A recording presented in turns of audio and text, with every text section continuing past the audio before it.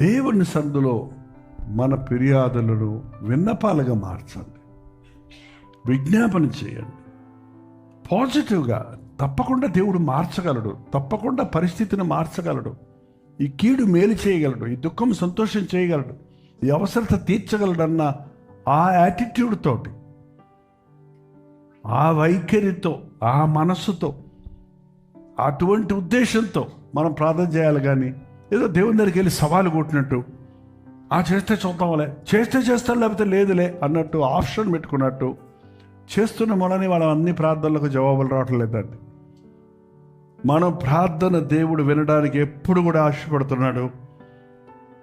Nothing is too much for him, nothing is impossible to him.